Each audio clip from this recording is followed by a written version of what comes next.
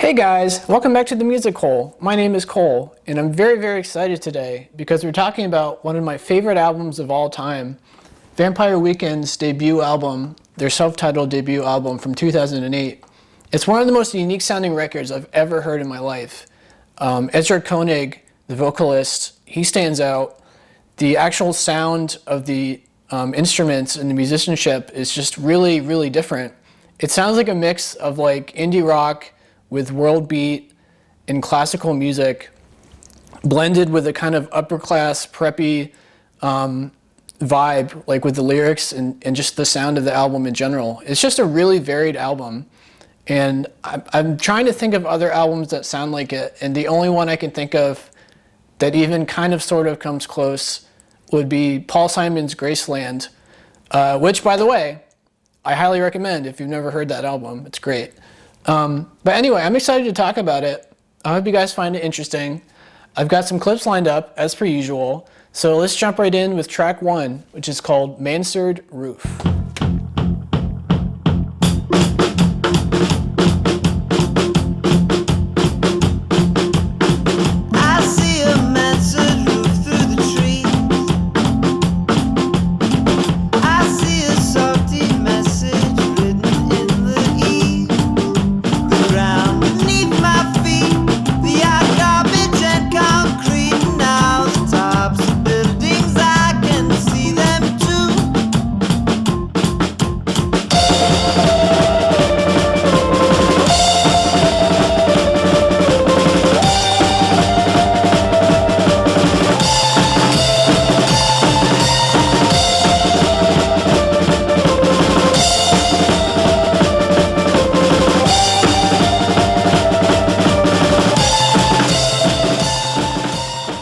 I just love this song. It's so energetic and memorable and different.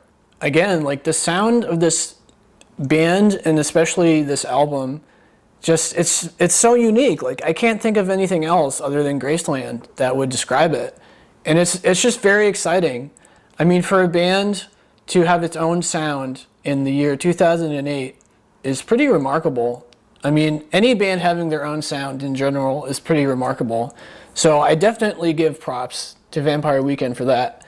Although I will say, if you listen to the lyrics on this clip, I mean, there's nothing really going on other than it sounds like this guy's at Cape Cod, you know, and he's just enjoying summer vacation. So like literally nothing's going on in the song lyrically, but just the sound of it is just so memorable and special, and I love it. But that's all I have to say about Mansard Roof. So let's move on to track number 2, which is called Oxford, Comma. Who gives a fuck about an Oxford comma? I climbed the Durham Shallow too. I did. I met the high slammer. His accent sounded fine to me. To me. Check your handbook, it's no trick. Take the chapstick, put it on your lips, crack a smile, adjust my tie. Know your boyfriend, unlike other guys. Why would you lie about how much coal you have? Why would you lie about something dumb like that? Why would you lie about anything at all? First the window, then it's to the wall. Little John, he always tells the truth.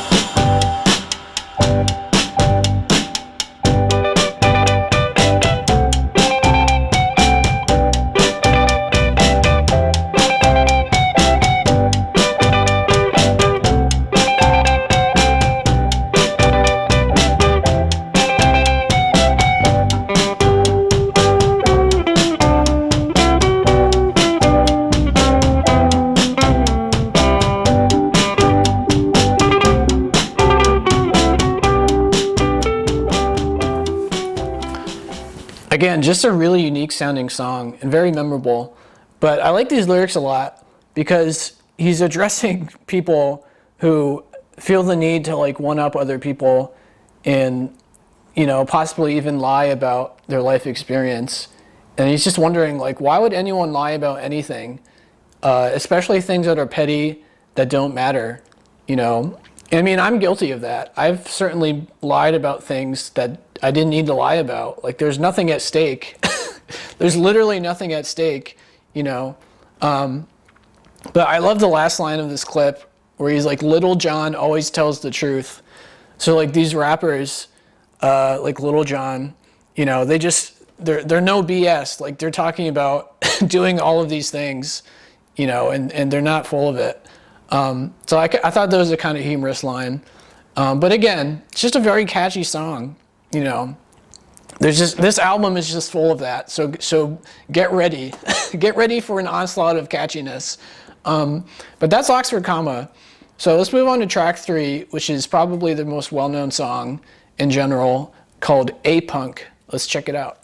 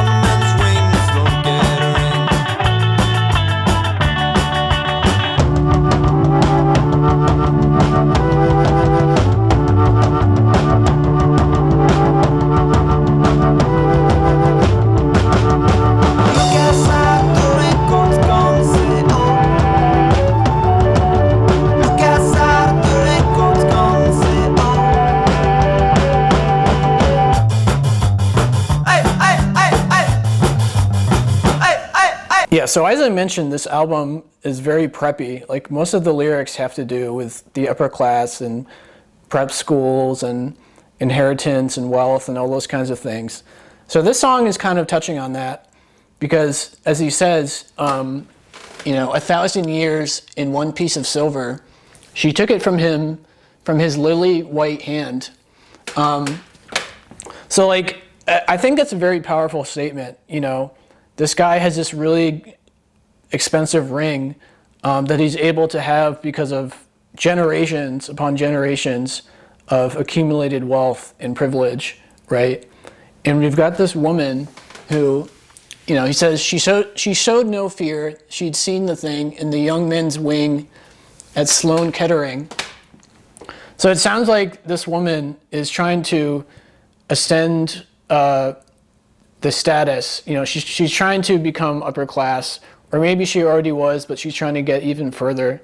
So she's kind of prepared to do things, it sounds like, to achieve that status in life, right? She's willing to do all sorts of things, you know, even if they're like sexual things or, you know, stuff like that. She's okay with it. She kind of knows the deal. As she says, you know, she saw it. I think Sloan Kettering is a dorm of like an Ivy League college. I could be wrong about that, but I'm pretty sure that's what he's referring to. So she knows how to play the game, and she's going to play the game. So that's what it makes me think of.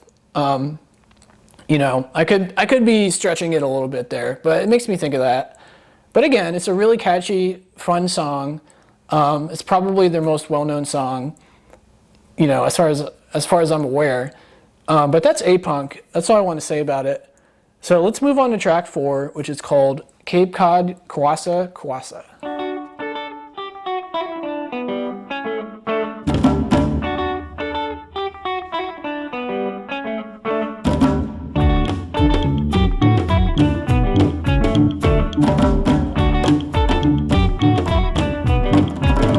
As a young girl,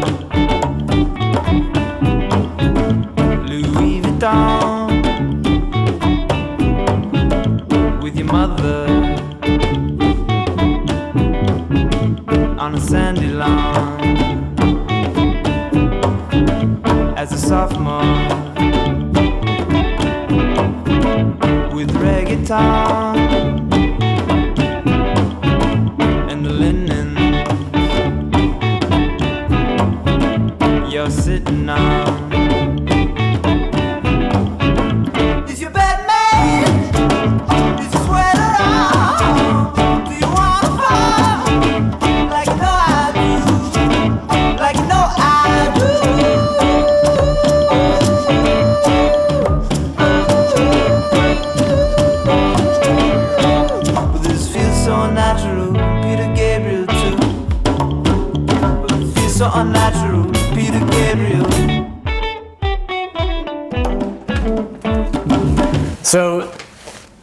this song a lot because it sounds like he's touching upon those people who come from the upper class, from the wealthy upper class, who are kind of playing a certain role, right? He's talking about this woman who grew up wearing like Louis Vuitton, going to the beach. They probably had a mansion on the beach, right? And now she's in college, and she's basically trying to get in with other wealthy young kids at her college, right? Because he mentions, "Do you want to do it? I want to." So what that means to me is, like in the previous song, she's willing to play the game. She knows the deal. She knows her worth, more or less, in this environment where she's probably really beautiful, and let's assume that maybe she's more beauty than smart. Let's just go there. It might not be true, but let's assume it. So her way to stay in this upper class world is to do what all the guys want, right? So she's been brought up to know the deal. She knows what she has to do, and she's totally, maybe even conditioned, right, to do it, is what it kind of sounds like he's getting at. I might be stretching it a little bit, but it made me think of that. Why not? But that's Cape Cod, Kwassa Kwassa. So let's move on to track 5, which is called M79.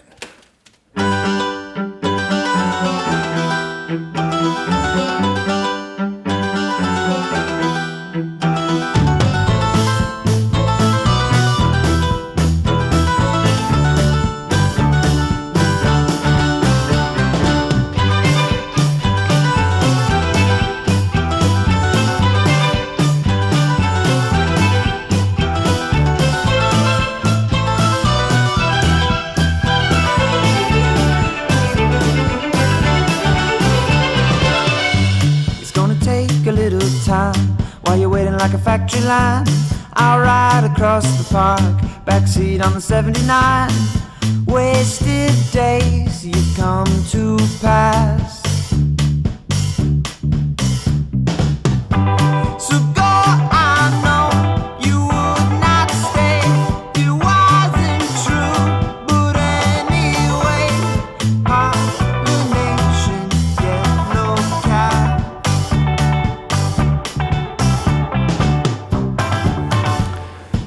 So this song is pretty interesting. It sounds like we're inhabiting the mind of a guy who's probably not rich, but he probably had like a one-night stand or something, or a fling with a girl who is rich, right? And so maybe the girl was trying to like have some fun, as they say, with the lower class. So as he says, it wasn't, so go, I know you would not stay. It wasn't true, but anyway. So the guy is leaving the girl's dorm, I guess, right? And he's going on the M79 bus in Manhattan to wherever he lives. And he knows that this girl is only with this guy as like a weird fetish or something. She wants to experience the lower class. Like, for example, on that, I don't know if you guys know that Pulp album where he sings about the song Common People, which is all about this kind of thing. The rich girl wants to know what it's like to be somebody who's poorer, who has to work for a living, all that kind of stuff. So this poor guy, he did get to go with this girl for a little bit, but he knew the whole time it wasn't going to go anywhere. He doesn't have anything to offer other than his own personality and his own love, which it sounds like is not enough for this woman. So that's just kind of is how it is. It is what it is for a lot of people. Social class is just a thing that is kind of messed up like that sometimes. But anyway, I like this song a lot. Again, it's very different sounding. This album is just nonstop inspiration as far as I'm concerned. It just all sounds very inspired. But anyway, so let's move on to track number 6, which is called Campus.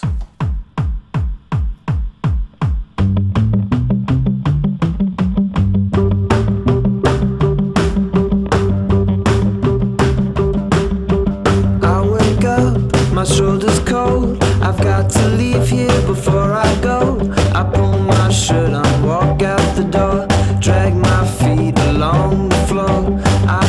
shirt on, walk out the door, drag my feet along the floor. Then I see you, you're walking across the campus, cool professor studying romances. How am I supposed to pretend I never want to see you again?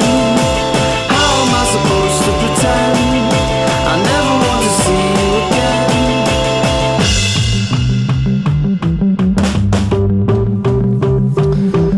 Oh boy, this professor, he's a player.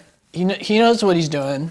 So it sounds like, again, we're inhabiting the mind of a woman at college who has a big crush on her professor, and it sounds like they had a one-night stand or something. Or maybe this professor like was leading her on. You know, they had intimacy and stuff, but he may have been leading her on a little bit. And the girl really likes it, is what it sounds like. But but the professor is just playing the game, and he's probably like seeing someone else. You know, it sounds like he's not the greatest guy, but the girl is pretending like she's bothered by it. She kind of likes being naughty a little bit, is what it sounds like. So it's just a really weird relationship.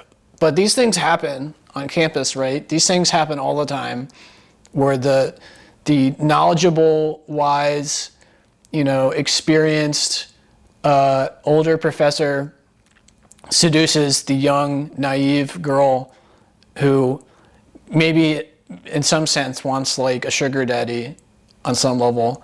But anyway, that's campus. That's all I wanted to say about it. So let's move on to track number 7, which is called Bryn.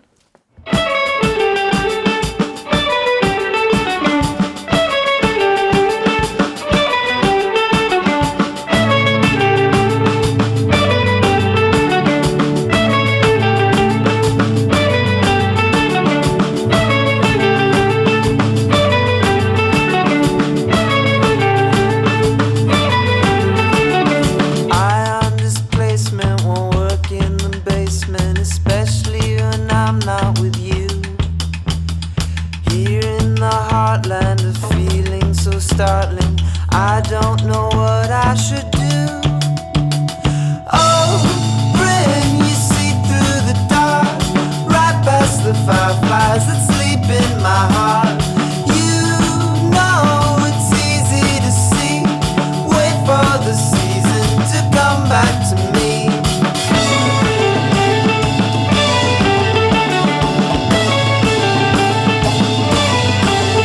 So on Bryn, it sounds like we're in the summertime. College is, over for the time being until fall starts. But it sounds like this guy, as he says, he's from the heartland.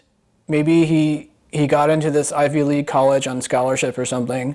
But it sounds like he had a fling with a girl who, judging from the rest of the album, is probably from the upper class.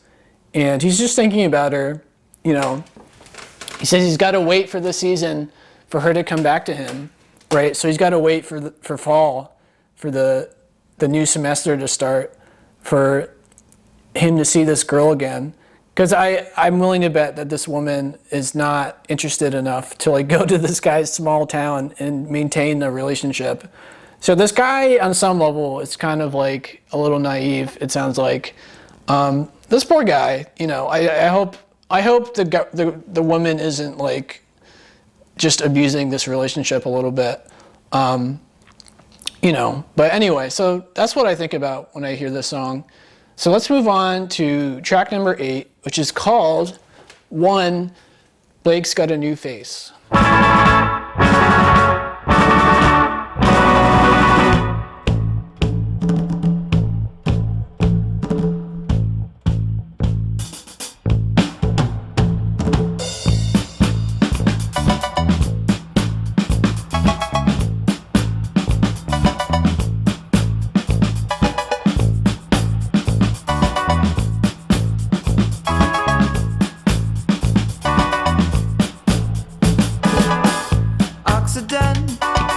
Out on the weekend, that's the way that we relax. English breakfast tastes like Darjeeling, but she's too cute to even ask. Blake's got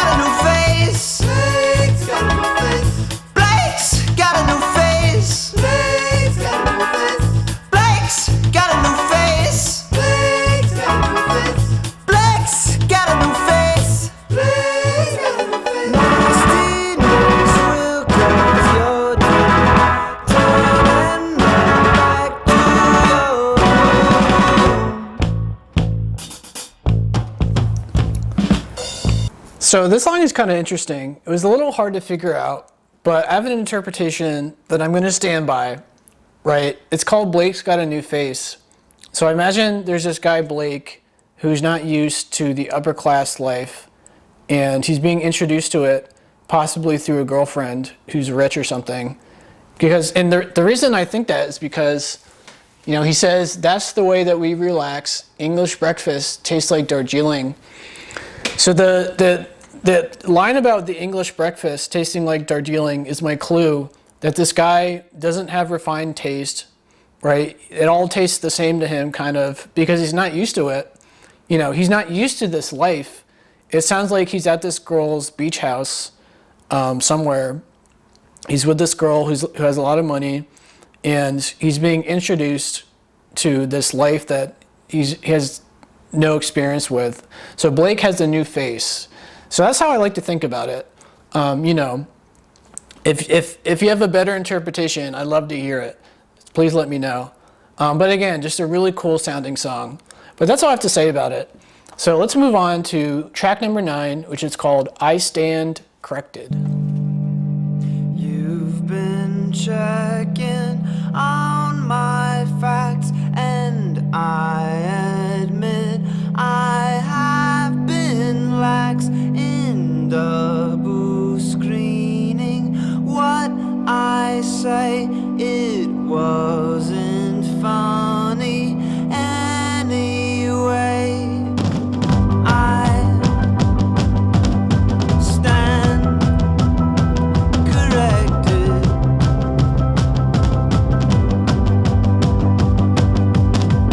I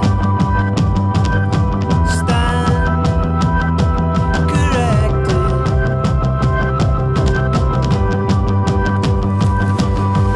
So I like this song because it makes me think of a person who's maybe trying to fit in to the upper class culture. You know, maybe it's Blake again, but he says, you know, you've been checking on my facts, double screening what I have to say. So maybe he's trying to sound smart and cultured. You know, maybe he's trying to like quote poets or something to seem like he's educated or whatever. And you know, it's probably the case that he sounds ridiculous, you know, because he says, I stand corrected. So it sounds like somebody's calling him out on the fact that he doesn't really know what he's talking about. So he's probably either trying to sound smart or he's trying to infiltrate this upper class community. So, you know, it's an interesting song. It's, again, just a really cool sound, a really different sound. I like it a lot.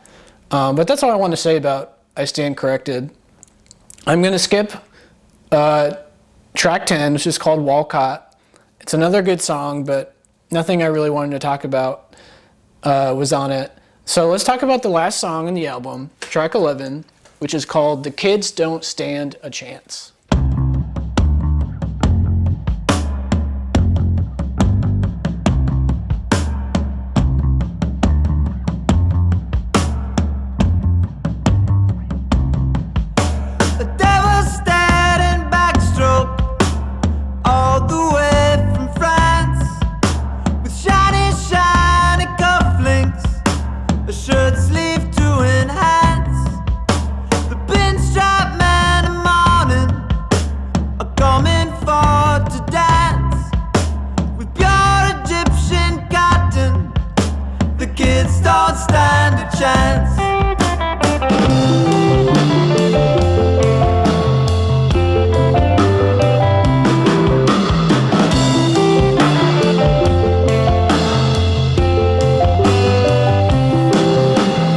The kids really don't stand a chance. I mean, the song is basically commentary on the fact that, like, most people are fighting an uphill battle when it comes to, like, certain girls, for instance. So you've got guys who come from a privileged background who look all snazzy in their suits, right, in their Louis Vuitton suits or whatever, like he's talking about. But then the kids who probably are poorer and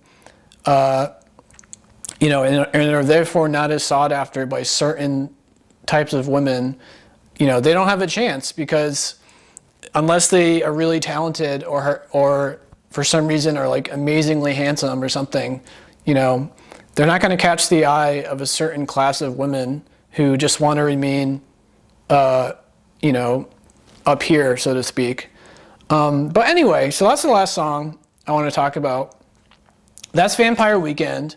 You know, as you can see from the cover, you've got this amazing chandelier in what looks like a dorm room where they're having a party because there's like a speaker right here. So I imagine this is an Ivy League party going on. But anyway, so again, just a really unique sounding album. Ezra Koenig's voice is very, very distinct. Just the sound of the album is really inspired. It's one of the most inspired records I've ever heard. And I just hope you guys thought it was interesting, you know. But as always, feel free to let me know your thoughts in the comments. Did you like it? Did you hate it? Do you have any other interpretations? Whatever you have to say, I'll check them out. And if you like the video, please like and subscribe. It'd really help me out. I like making these for you guys. But yeah, that's Vampire Weekend. They're self-titled. Check it out and have a good one.